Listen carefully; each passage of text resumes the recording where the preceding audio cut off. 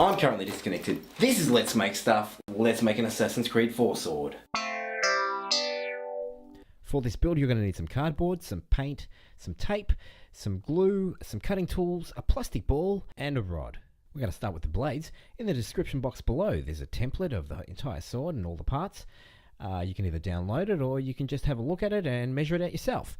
Cut the blades out, remembering that the middle line shouldn't be cut more than a quarter of the way in. Once you've cut them out, make sure the blades line up at cutting off any excess cardboard.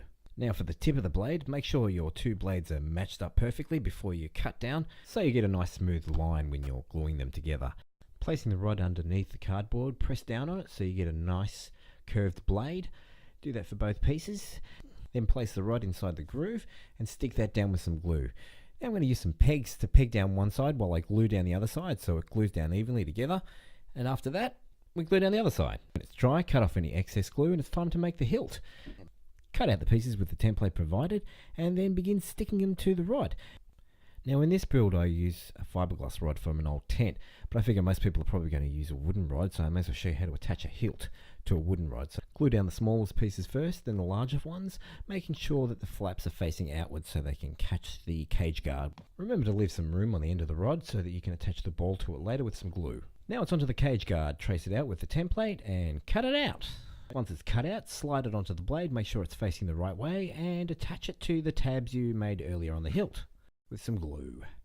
I should have done this before I slid this onto the blade, but also reinforce the cage guard with some tape so that it doesn't break when you bend it. And then glue the pommel on the end, keeping the cage guard in place.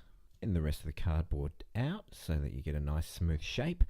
Attach the swirl and the leaf together underneath with some tape, and then add a little bit of glue onto that later so that it stays where it is.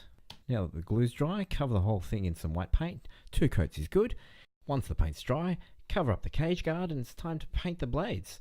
Grab the silver paint, give it a few coats of that, and when the blades have dried, cover them up with some plastic, and it's time to paint the cage guard. Give that a couple of coats of gold paint, and also don't forget to cover the grip first. When it's dry, wrap the grip in some tape. I didn't have any brown tape, so I just ended up using this tape and painting it brown to give it the same look. And there you go, it's all done. Here's the finished product. Really pleased with how it turned out. Considering it's just cardboard and glue, not too bad. If you'd like to see my other videos, click here. Don't forget to comment, rate and subscribe, and share it with your friends. Let's all have swords.